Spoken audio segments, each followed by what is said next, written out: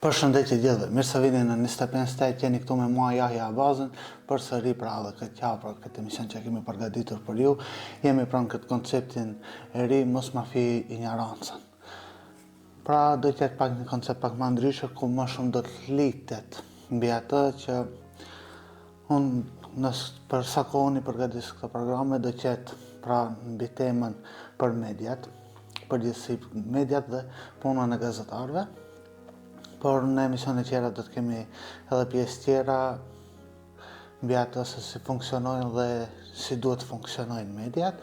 Por për këtë javë kemi përzgjedhur drejtat e gazetarëve, pra cilat janë drejtat që i kanë gazetarët, po ashtu dhe drejtat e gazetarëve në luftë dhe vrasja e tyre. Pra kemi një numër të madh vrasjes gazetarëve, përveç atyre në luftë, po edhe në pjesë tjera që nuk ka të bëjë edhe shumë me luftën, por pra që ka të bëjë me krimin, përgjithësi vrasjen e tyre.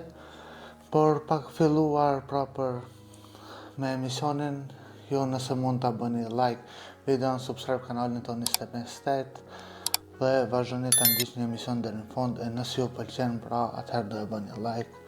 Nëse ju pëlqen, mund ta bëni edhe dislike, është drejtë juaja, pra liria e shprehjes.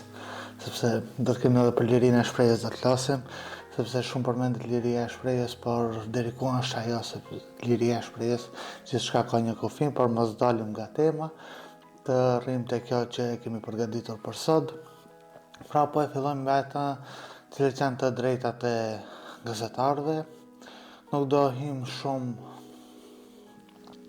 ndoshta thellë në ata, po do të ketë pika të shkurta që të tregohet pak a shumë se çfarë ka të janë të drejtat e gazetarëve, deri ku mund të arrihet, pra të drejtat e tyre edhe në luftë, por edhe gjatë raportimit në përgjithësi.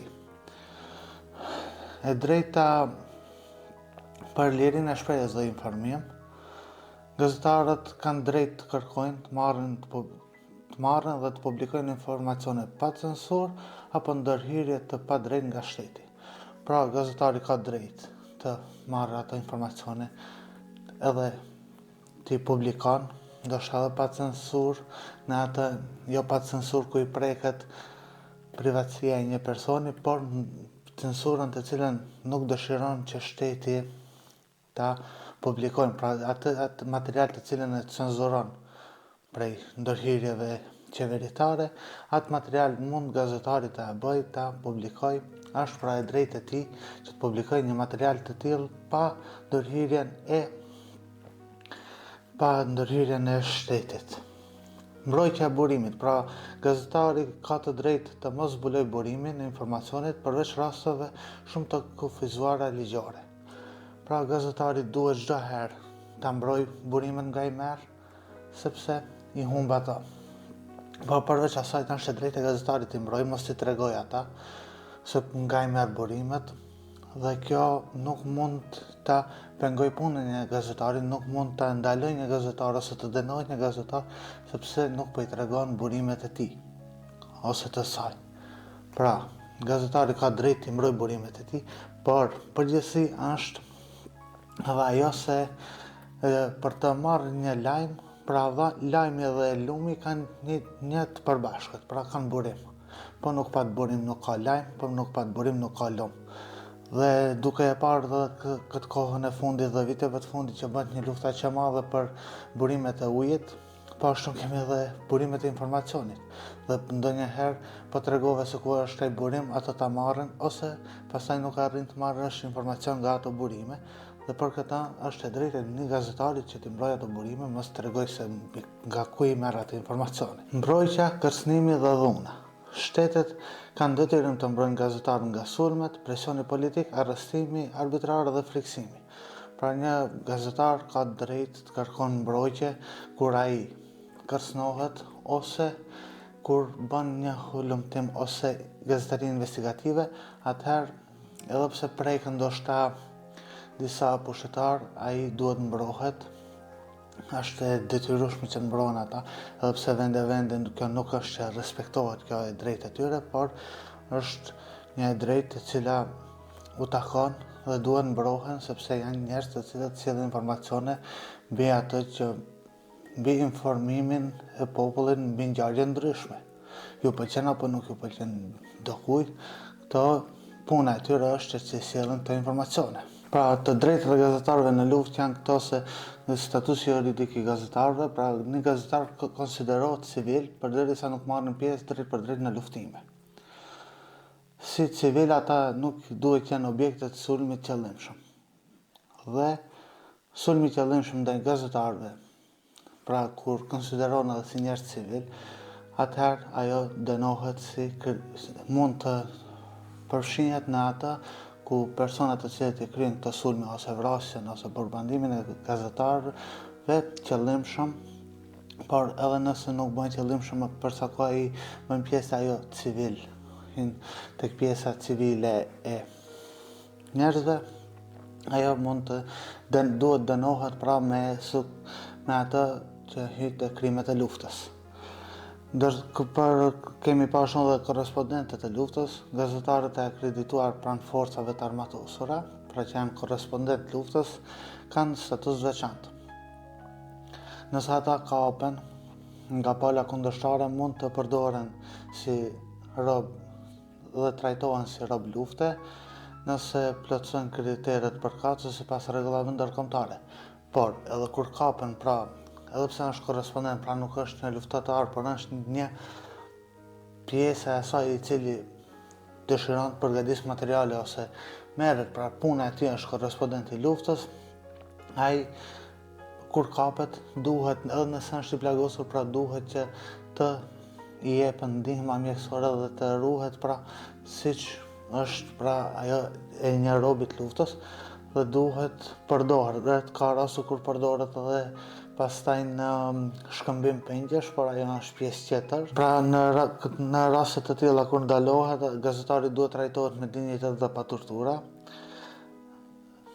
Ndalimi arbitrar, zhdukja me forca apo keq trajtimi janë shkelje serioze të së drejtës ndërkombëtare.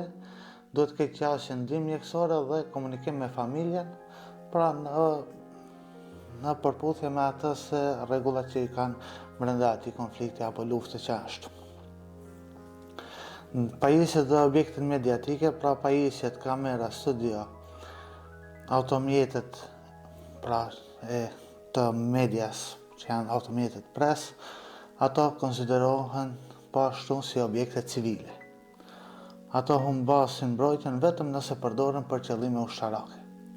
Pra në qoftë se një automjet të tillë ka bartje të armëve ose të trupave ushtarake, atëherë ato humbin atë të drejtë pra të mbrojtjes, po për sa kohë është vetëm për qëllim informimi, këto mjete pra janë të mbrojtura sikur të jenë një objekt civil. Pra po ashtu gazetar mbrohen edhe nga konventa ndërkombëtare, siç është konventa e Gjenevës, e cila pra është kjo që gazetarët që kryejnë misionin profesional në zona konflikti konsiderohen civil dhe duhet mbrohen si të tillë. Pra nga këto konventa dalim te kjo, pra duhet të bëhet dallimi mes atyre që janë civil dhe luftëtarëve. Dhe për sa kohë që tham edhe më herët që gazetarët bëjnë te pjesa civile, edhe pse sot për sot po do ta flasim pak më vonë që një luftë të madhe po e quajnë edhe atë që bëhet në media, pra rrjetet sociale, por kjo do të jetë diçka tjetër.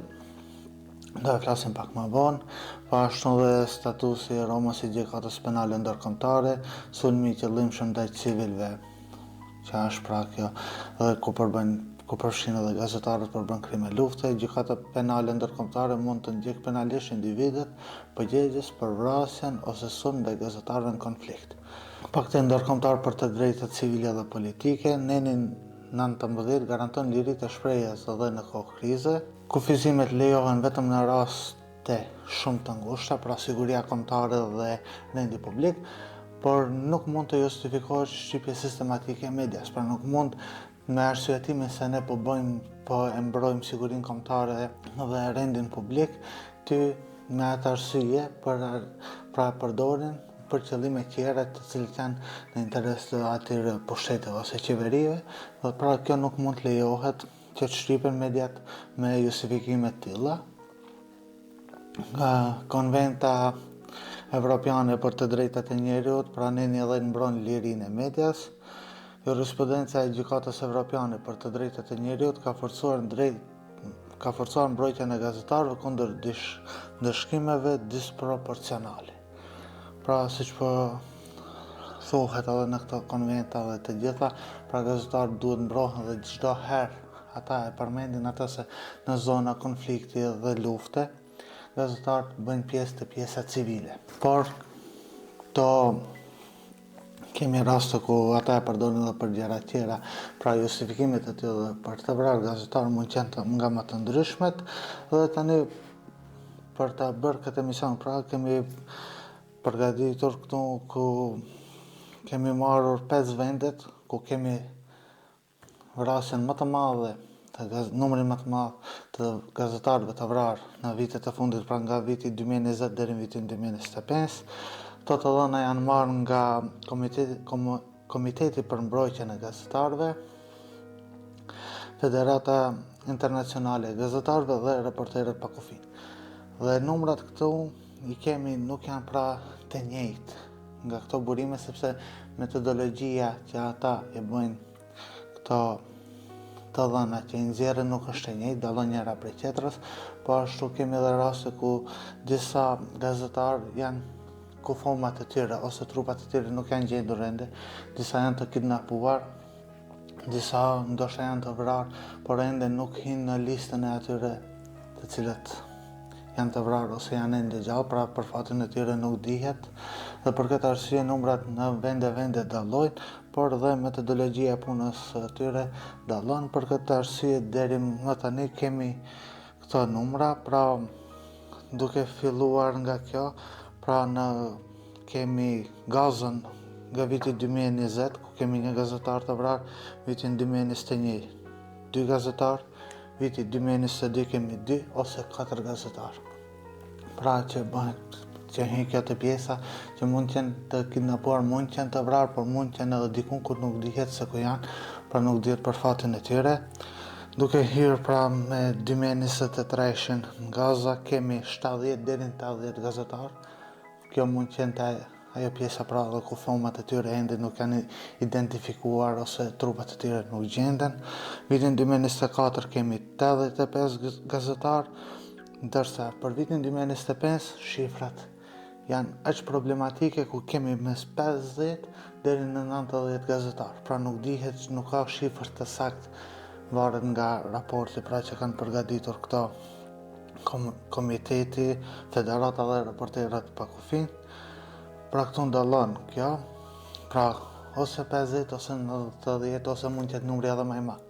Pra në këto të dhëna thuhet se nga përmbledhja e të gjithëve thuhet se numri i gazetarëve të vrarë në Gaza nga viti 2020 deri në vitin 2025 mund të jetë nga 200 dhe deri në 270, por lën hapësirë të kuptohet se mund të jetë edhe numri më i madh. Dhe për këtë arsye këtu nuk i kanë mbyllur numrat, sepse nuk dihet ende numri i saktë, dhe pra metodologjia dallon. Për këtë arsye i kemi edhe numrat që nuk janë njëjtë dhe të saktë, themi 100%. Dhe arsyeja për vrasjen e tyre janë pra raportime nga zona lufte, bombardime të tyre, po ashtu dhe bombardime nga ajri në zona civile ku ndodheshin mediat dhe gazetarët. Vendi i dytë që disa mund të prisnin se është Ukraina, por jo, vendi i dytë është Meksika, ku në vitin 2020 kemi mes 7 dhe 8 gazetarë të vrarë. Viti 2021 është 7 ose 9 gazetarë. Viti 2022 është 12 ose 13 gazetarë. Viti 2023 është 5 ose 7 gazetarë. Viti 2024 është 5 ose 8 gazetarë. Dhe viti 2025 është 4 ose 6 gazetarë. Arsyet për këto vrasje, pra dhe numri që kanë përmbledhur parafërsisht është mes 45 dhe 60 gazetarëve. Pra edhe këtu nuk dihet një shifër e saktë. Arsyet janë këtu krimi organizuar, kartelet e drogës, po ashtu dhe korrupsioni lokal, ku gjenden, marrin informacion ose bëjnë gazetari investigative mbi korrupsionin që ka për një politikan lokal i cili është i korruptuar nga kartelet dhe krimi organizuar, dhe për mos të dalur ajo investigimi i tyre, ata eliminohen. Pashtu dhe po e shohim edhe ditëve të fundit ku kemi një gati një luftë civile mes kartelit të drogës në Meksik dhe ushtrisë atje. Po për atë mund të kemi diçka tjetër në një emision tjetër, sepse është një tematik pak më ndryshe dhe ka informacione tjera dhe nuk duhet që dalë shumë nga tema e këtij emisioni. Pas kësaj të vjen Ukraina.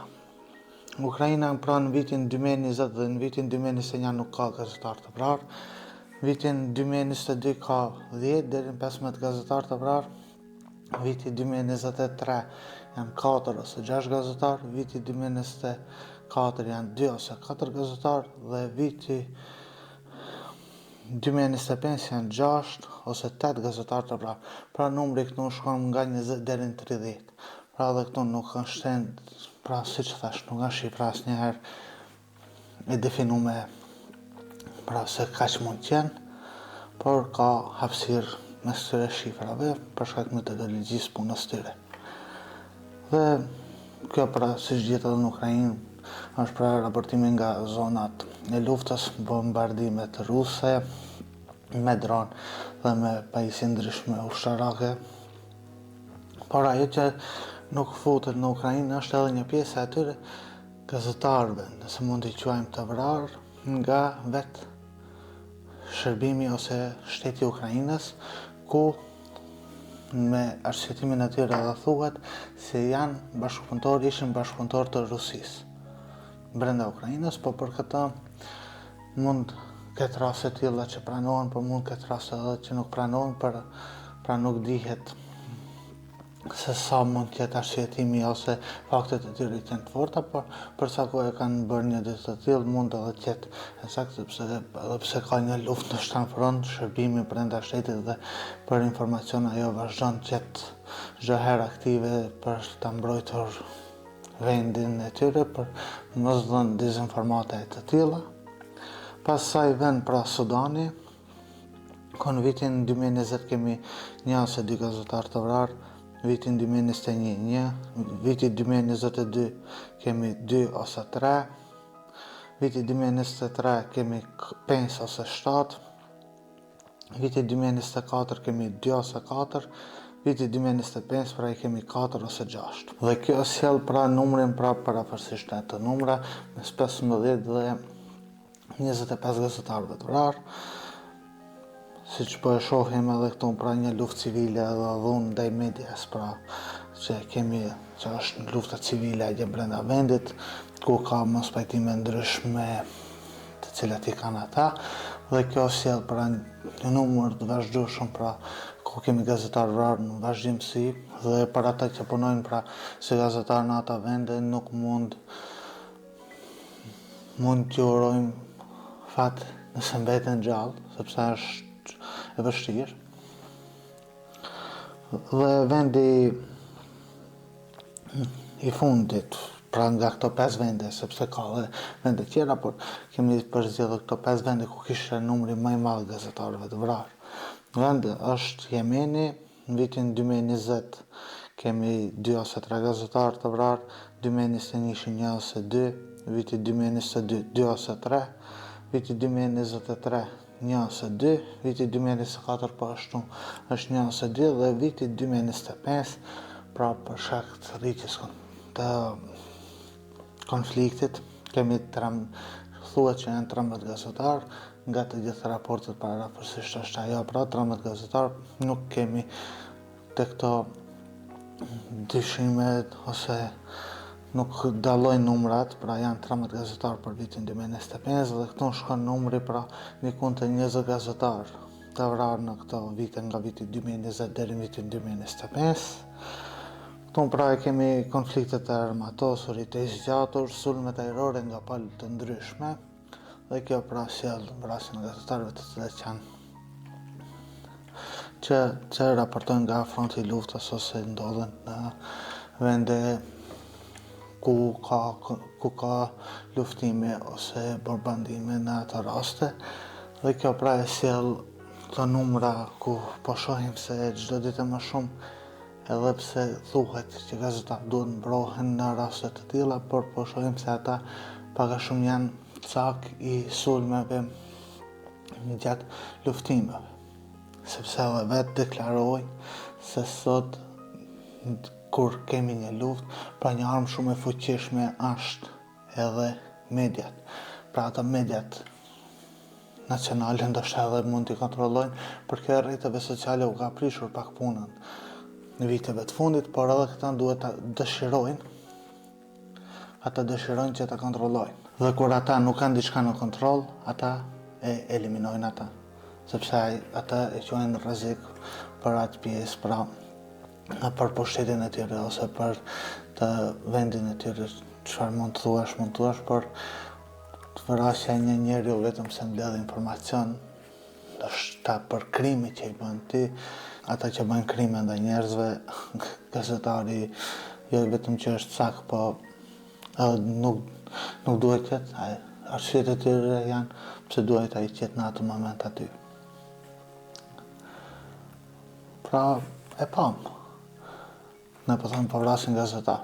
Ata vrisnin edhe fëmijë dhe reagimet tona ishin pse nuk po reagojnë këta të tjerët për vrasjen e fëmijëve.